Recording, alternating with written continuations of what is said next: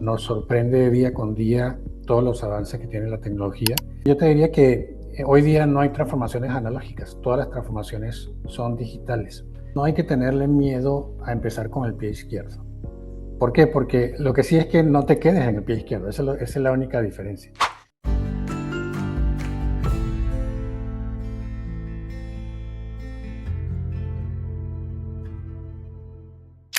Buen día a toda la audiencia que nos escucha un día más aquí en Neuron Business and Tech Talks. El día de hoy tenemos el gusto de estar con Argenis Bauza, quien es el socio líder de Digital Lighthouse para KPMG. Argenis, ¿qué tal? ¿Cómo estás?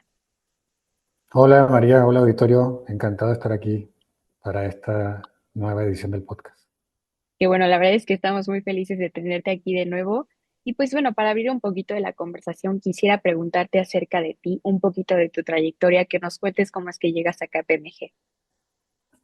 Esa trayectoria es muy larga, no creo que no vaya a llevar un podcast, no vaya a llevar un podcast nada más contarla, pero de forma muy rápida tenemos, digamos, lo más reciente, unos 5 o 6 años trabajando con tecnologías emergentes, ayudando a nuestros clientes en sus, digamos, viajes de transformación digital, y la verdad es que ha sido en este último, digamos, tramo de mi carrera de consultoría, que es más de 28 años. Ha sido muy apasionante trabajar con esto porque la verdad es que nos sorprende día con día todos los avances que tiene la tecnología y cómo va cambiando la forma de trabajar, nuestra cultura, los proyectos mismos cambian de naturaleza. Y la verdad es que estoy muy entusiasmado, ¿no? por estos cambios. Siempre, digamos, tiene para todo el mundo su enfoque un poco de temor, pero la verdad es que es apasionante, ¿no? Es impresionante lo que la creatividad humana ha logrado hacer con todas estas tecnologías emergentes. Exacto, y justo pues de estas tecnologías emergentes también me gustaría ya pasarnos de lleno a KPMG, ¿no? O sea, ustedes quiero empezar con esta pregunta de cómo ustedes definen el éxito en un proyecto de transformación digital y cuáles son también estos principales indicadores que utilizan para medirlos. Cuéntanos un poquito de eso. Sí, mira, para nosotros la transformación digital, empezando por allí, no es un tema necesariamente de pura tecnología. Para nosotros es una transformación de negocio que está habilitada por las tecnologías emergentes. Entonces, la conjunción de esas dos componentes o de esas dos variables son los que genera una transformación digital, ¿no? Y yo te diría que hoy día no hay transformaciones analógicas, todas las transformaciones son digitales.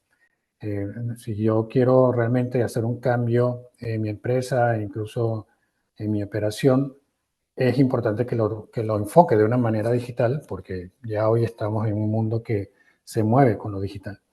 En cuanto a los indicadores, son muy, muy variados, porque toda esta transformación al final depende, que eso también es muy relevante, de la estrategia de la empresa. Entonces, los indicadores que yo quiero modificar del negocio con esta transformación y en la cantidad en que los quiero, en el monto que los quiero cambiar, son el primer indicador que yo tengo que buscar. No son indicadores tecnológicos, sino indicadores de negocio.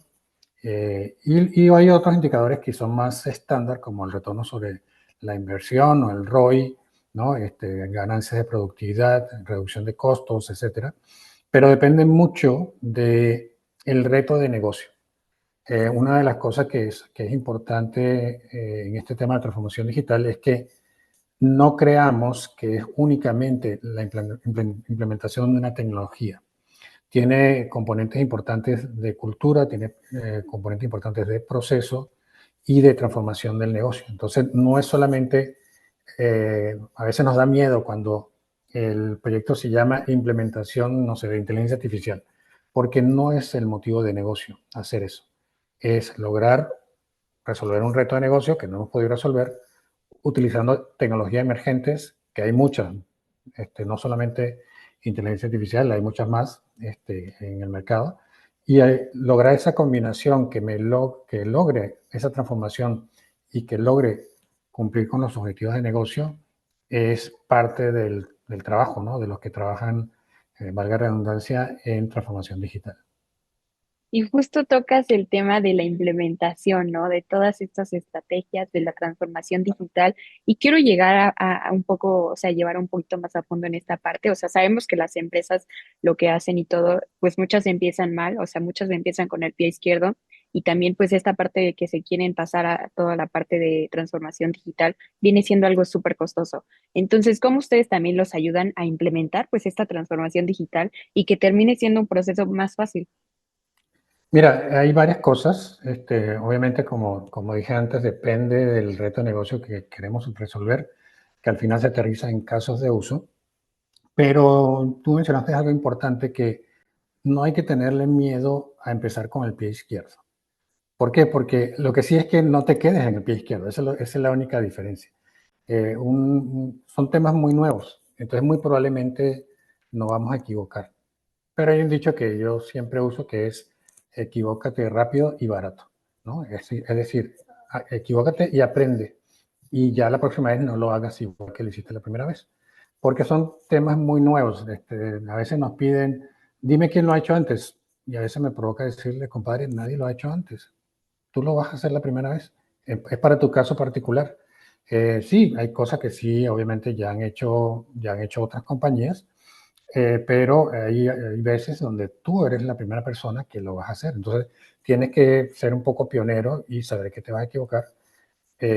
Muy difícil que le tienes a la primera, y sobre todo con tecnologías emergentes, pero los resultados se pueden probar rápido y barato, como digo. También es otro paradigma que hay. Existe el paradigma en el mercado, no, esto es carísimo, y la verdad es que no.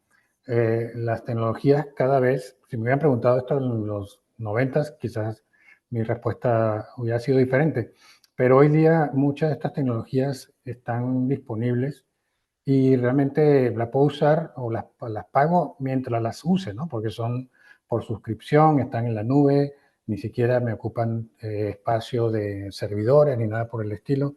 Entonces, es el momento de hacer este tipo de pruebas, ¿no? Nunca ha estado más sencillo hacerlo y nunca más rápido. Por eso es que la mayoría de estas implementaciones se hacen con metodologías agile, porque puedo ir viendo mientras voy construyendo. Entonces, también me baja un poco la ansiedad de que, bueno, y a los 3 meses, ¿qué voy a tener? No, a las 2 semanas vas a empezar a poder ver algo y vas a empezar a ver si realmente te resuelve tu problema de negocio. Entonces, hay muchos paradigmas en esta transformación digital, que como dije, no hay analógicas, todas ya son digitales, pero hay que ir, digamos, tomando esas barreras de cambio que, por ejemplo, de que es algo muy caro, que es muy complicado. No necesariamente, las tecnologías cada vez son más sencillas de utilizar, son más accesibles. Lo que sí es que, y yo creo que lo dijimos al principio, no lo hagamos por la tecnología per se. La tecnología es un medio para lograr un fin, que es lograr al final un objetivo de negocio, y típicamente resolver un reto de negocio que la verdad no ha podido resolver con otras tecnologías. Entonces, estas tecnologías me lo permiten hacer ahora con toda las posibilidades que nos da. Y justo creo que tocas también este tema de las tecnologías emergentes, ¿no? O sea, y quiero preguntarte, ¿cuáles son estas tecnologías emergentes que consideran ustedes KPMG, pues justo como las más prometedoras para el futuro de los negocios aquí en México? Mira, hay muchas tecnologías, y lo relevante de estas tecnologías emergentes es que cada vez hay más y cada vez son más impresionantes, ¿no? Yo te diría que de las nuevas, la que ha tenido mayor impacto, y eso lo sabemos todos, es la inteligencia artificial generativa, ¿no? ¿Y por qué? Porque la inteligencia artificial, yo digo que es una novedad que tiene 40 años, hace mucho tiempo que existe, pero la inteligencia artificial generativa tiene la ventaja de que crea contenido, ¿no? Texto, video, imágenes, música, ¿no? Y el tema es que eso nos asombra porque parece una cualidad humana, ¿no? Y la verdad es que lo hace muy bien, lo hace muy bien y lo hace mucho más rápido que muchos de nosotros. Entonces, la verdad es que nos permite ser muy productivos. Entonces, la inteligencia artificial generativa va a ser, y ya es hoy, una de las tecnologías emergentes más relevantes, ¿no? Hicimos un estudio hace poco, entre mayo y junio de este año, que se llama panorama de la inteligencia artificial en México. Y un poco lo que sentimos en el estudio es que no necesariamente estamos sacando el mayor provecho a esa tecnología. Todavía estamos en los pininos, en los primeros pasos, y eso no es algo que nos esté ayudando en nuestra ventaja competitiva. Creo que ahí vamos a ganar velocidad, pero hay muchos países que ya están adoptando esta tecnología de una forma más proactiva. Entonces, inteligencia artificial generativa es una de estas tecnologías emergentes que me preguntas, pero hay otras, por ejemplo, la computación cuántica, ¿no? Nadie habla de eso porque es una tecnología que no necesariamente es tan popular o tan masiva como la inteligencia artificial generativa, pero esto va a empezar a cambiar el potencial de cómputo que tienen las máquinas, ¿no? Y van a ser mucho más rápidas.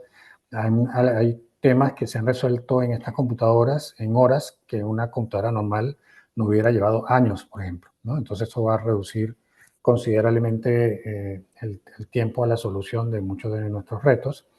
Y también hay otras, por ejemplo, en algún momento se habló mucho de metaverso, de blockchain, de etcétera.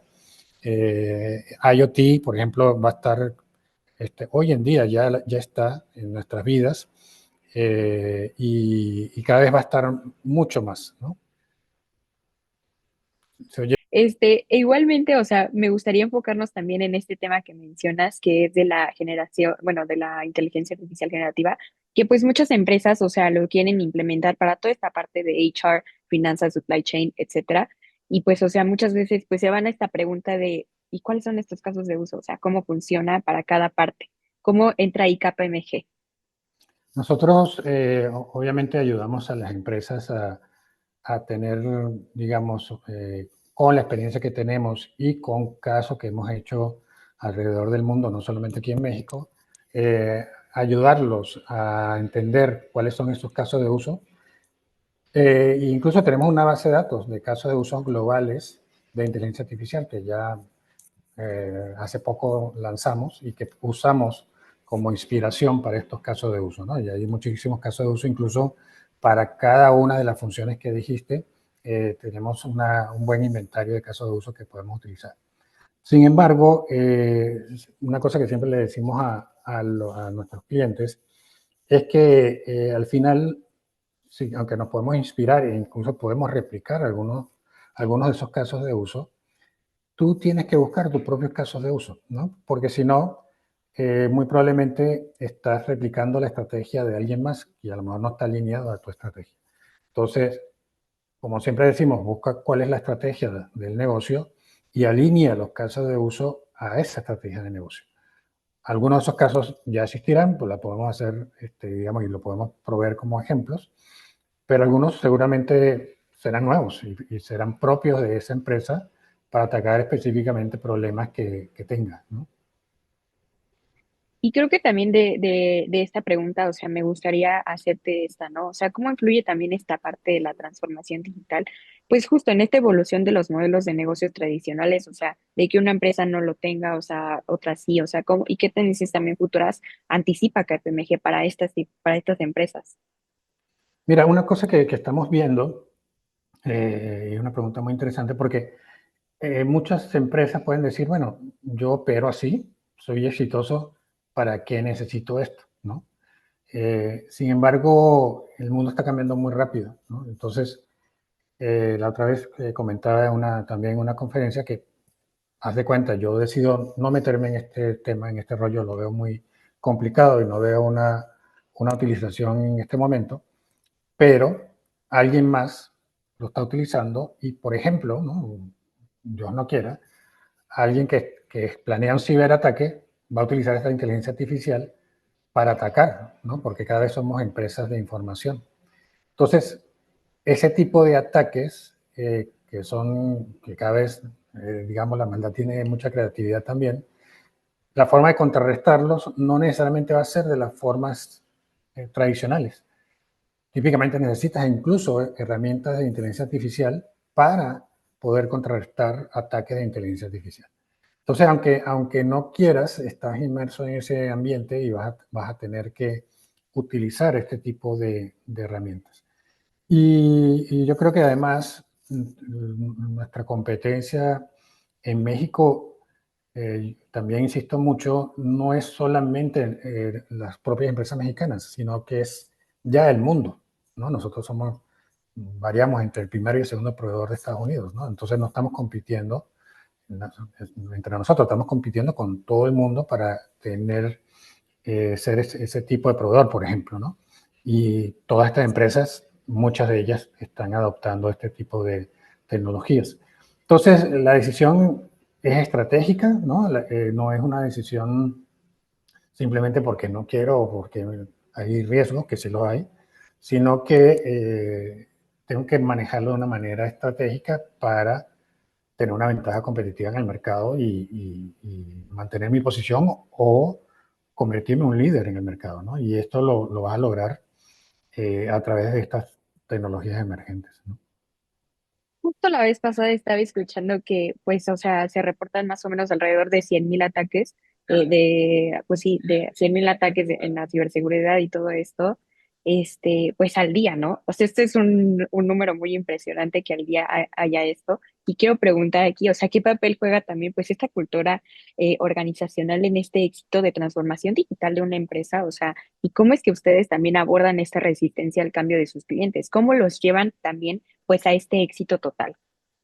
Sí, mira, la resistencia al cambio va a existir, ¿no? Porque es algo, para muchas de las empresas es algo desconocido, muchos lo ven como una amenaza, ¿no?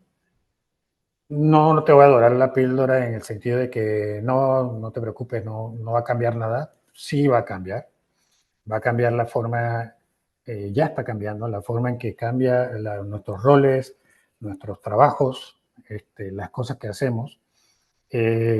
Hay trabajos que sí son afectados, ¿no? Porque sobre todo los trabajos que son básicos, ¿no? O muy repetitivos, muy transaccionales.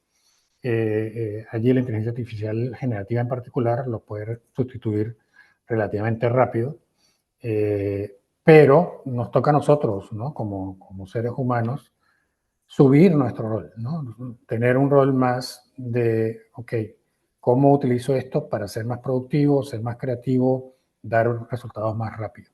Hay un dicho que dice, no le tengas tanto miedo a la inteligencia artificial, tenle miedo a quien lo sabe usar, ¿no?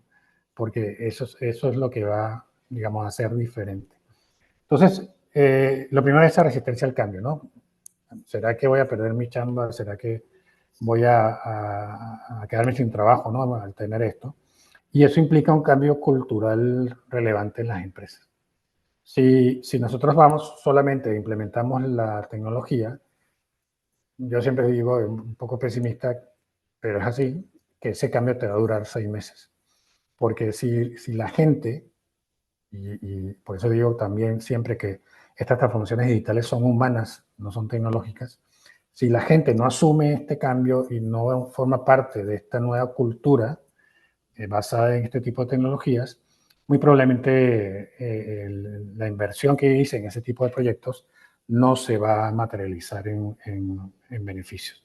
Entonces, no hay que olvidar el componente cultural de este cambio, que es muy relevante, y dentro de ese componente cultural hay un componente importante de resistencia al cambio. Entonces, ¿cómo ataco esa resistencia al cambio y lo convierto en entusiasmo por el cambio? ¿No? Suena muy, muy fácil, pero ¿cómo hago esa transformación también? Porque no vamos a conseguir con este componente, entusiasmo, resistencia al cambio y la forma es cómo hacerlos partícipes, ¿no? Lo peor que podemos hacer es simplemente que esto sea un cambio aquí escondido y que ahí te va, ¿no? Hagámoslos partícipes, que participen en el diseño, que vean cómo va a cambiar su trabajo, que vean cómo su rol va a tener un impacto mayor y cómo ellos tienen que cambiar, porque seguramente ya no voy a hacer 20.000 transacciones, sino que más bien me tengo que convertir en alguien más estratégico que con los resultados de estas transacciones toma o ayuda a tomar decisiones de negocio. Entonces, sí son cambios relevantes y que van a afectar las culturas de las empresas en los años que vienen. Hablaste del modelo de negocio. Los modelos de negocio también van a cambiar muchísimo. Ya están cambiando. Muchos, muchos van a volverse más digitales, más online, más etéreos, ¿no? Porque ya es pura información. Y nos vamos a tener que acostumbrar al surgimiento de estos modelos de negocio. Solamente como un ejemplo, creo que para el 2023 ya habían 3.500 nuevas aplicaciones de inteligencia artificial generativa. Ahorita no he visto los últimos estadísticas, pero ahorita están mucho más, alrededor de los 5.000. Entonces, eso que se ve allí no es resultado de la inteligencia artificial, es la creatividad humana creando empresas utilizando esta tecnología para, digamos, cambiar el ambiente de negocios, ¿no? Y creo que me gustaría también en esta parte, o sea, meternos también a la parte de la ética. O sea, ¿cuál es este enfoque de KPMG respecto, pues, justo a estas implicaciones de ética cuando usan la inteligencia artificial y también, pues, estas tecnologías avanzadas y todo en las empresas, en sus clientes? Mira, es una pregunta muy relevante. Una de las preocupaciones principales que salieron en ese estudio que te platiqué eh, fueron dos en particular. Una es el riesgo, que hemos platicado un poquito de eso, y el otro es el componente ético, ¿no? Nosotros en KPMG tenemos una oferta que se llama Trust AI, que básicamente cómo lograr que las aplicaciones de la inteligencia artificial en la empresa sea confiable, sea trust. Y es algo que concierne a todo el mundo, ¿no? Sobre todo, y se ve mucho más evidente en aquellas aplicaciones que tienen que ver con clientes, con nosotros. Si nosotros entrenamos a una inteligencia artificial con los errores del pasado, ¿no? Aunque no estemos conscientes de ellos, muy probablemente esta inteligencia artificial lo va a replicar. Entonces, y ese error puede ser de cualquier tipo, ¿no?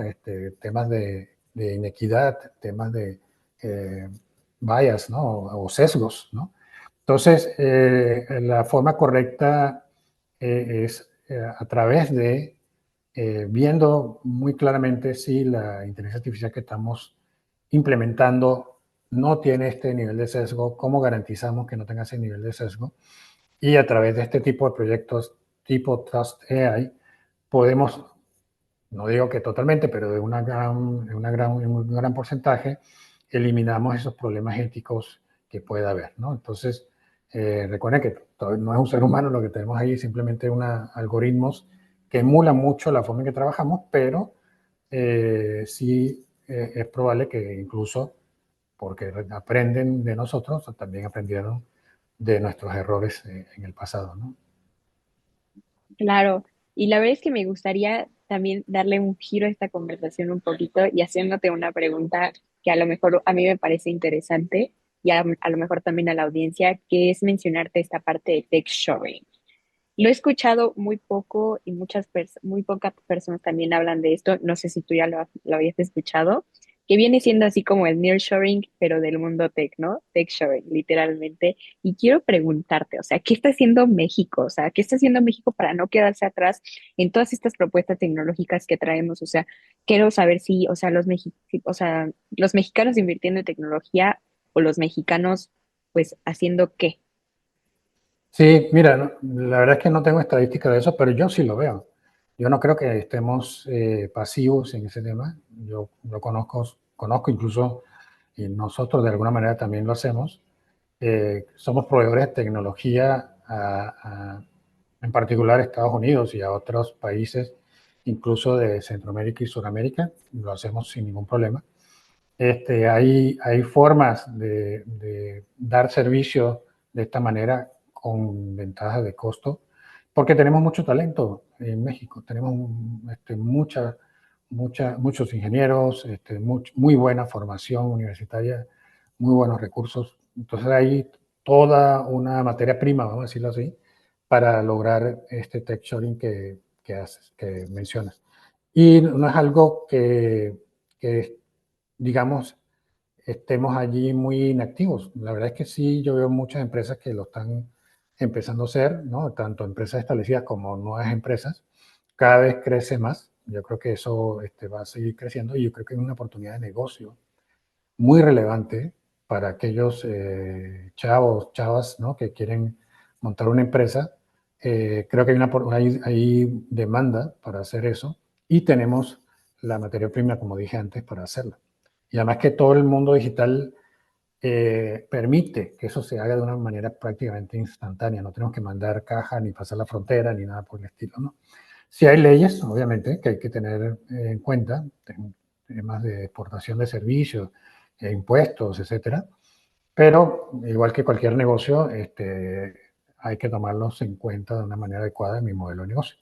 Es parte de lo que tú decías, ¿no? De los nuevos modelos de negocio que van a surgir. Y este es uno de ellos, ¿no? Esto va a seguirse desarrollando, ya lo estamos explotando, no es algo que sea extraño en nuestro país. Y creo que va a seguir creciendo porque tenemos muy buenos recursos, tenemos muy buena gente y tenemos mucha creatividad y buenas soluciones para el mercado. Entonces, es algo que yo creo que va a seguir surgiendo. Obviamente hay que tomar en cuenta todas estas variables que mencionamos, pero es un modelo de negocio que hay que explotar, ¿no? Claro, creo que estoy totalmente de acuerdo contigo. Debemos de explotar todo eso. Y pues bueno, también para llegar un poquito al final de la conversación y todo, pues nos pasamos a las conclusiones. Cuéntanos cuáles son tus conclusiones de esta conversación. Mira, son varias y algunas me surgen de la conversación contigo, María. Yo creo que la primera es, y siempre eh, tratamos de enfocar eso, la transformación digital es una transformación del negocio, ¿no? No es una transformación de la tecnología. La tecnología es un medio. Entonces, siempre piensa en qué es lo que quieres lograr con el negocio y que estas tecnologías emergentes te ayuden a lograr esa transformación. Entonces, ese es un primer tema, ¿no? No olvidar que al final eh, sobre todo para lo que nos ocupa a nosotros, porque también hay aplicaciones en salud, hay aplicaciones en ONGs, esto digamos es otro tipo de aplicaciones que son diferentes y tienen propósitos diferentes, pero en el caso de empresas, estamos hablando de negocios, ¿no? Entonces, ¿cómo esto me va a ayudar a tener un mejor negocio y que pueda tener a mis empleados, digamos, ayudar a todas las familias que están involucradas en la empresa, etcétera, etcétera, ¿no? Un poco cuál es el propósito y cuál es la transformación de negocio que busco. Lo otro es que estas tecnologías emergentes obviamente tienen su impacto en costo, pero cada vez es menor. Entonces, no tengamos miedo a hacer pruebas con ellas. Como dijimos antes, equivócate rápido y barato y busquemos casos que realmente sean relevantes para estas tecnologías.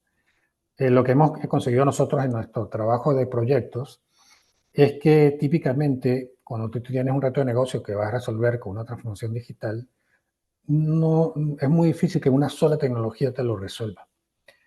Típicamente tienes que involucrar una, dos, tres o más tecnologías que tienes que orquestar para resolver un problema de negocio. Entonces no te cases tampoco con una sola tecnología, sino utiliza tu creatividad para armar este Lego que va a resolver este reto de negocio de la forma más adecuada y al mejor costo-beneficio. Entonces, el tema de prueba, arquitecta la mejor solución y aprende, porque estos son temas nuevos, no hay nada escrito en estos temas.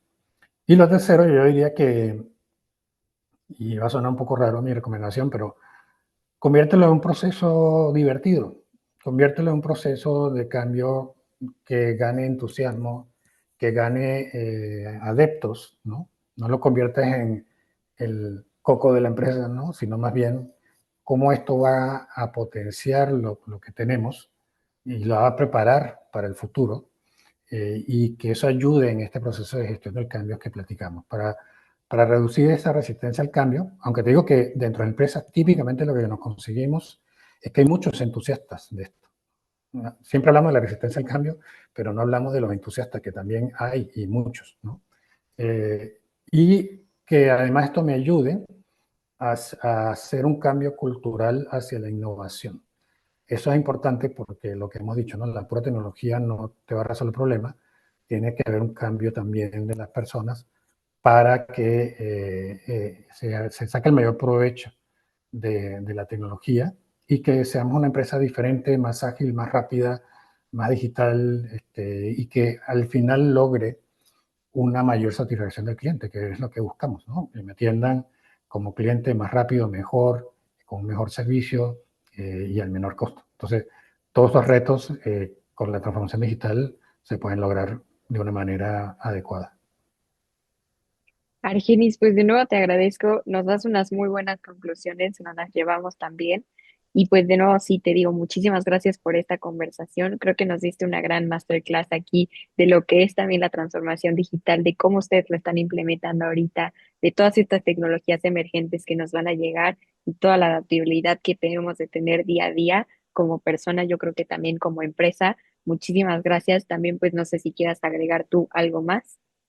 No, gracias María por las preguntas, fueron muy interesantes y obviamente a Neuron por la entrevista. Eh, yo creo que un poco el mundo que nos viene es así, incluso va a cambiar las carreras. Yo siempre a veces le digo a los ingenieros industriales que van a ser más ingenieros de información, ¿no? Que ingenieros de líneas de producción.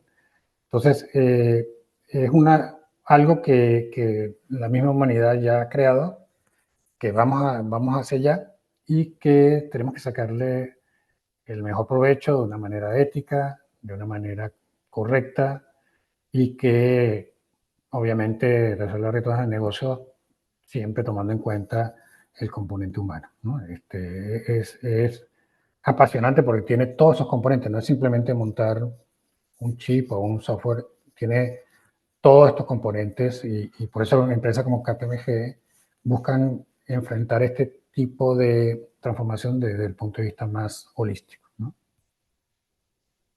Claro, pues sí. De nuevo, igual, pues agradecerte por esta conversación. También agradecer a la audiencia que nos escucha. No se olviden también de escuchar los demás podcasts de Neuron Automotive Talks, Neuron Energy Talks y de nuevo, Argenis, muchísimas gracias. Gracias a ti, María, gracias a la audiencia también por tomarse el tiempo de oír estas ideas. Hasta luego.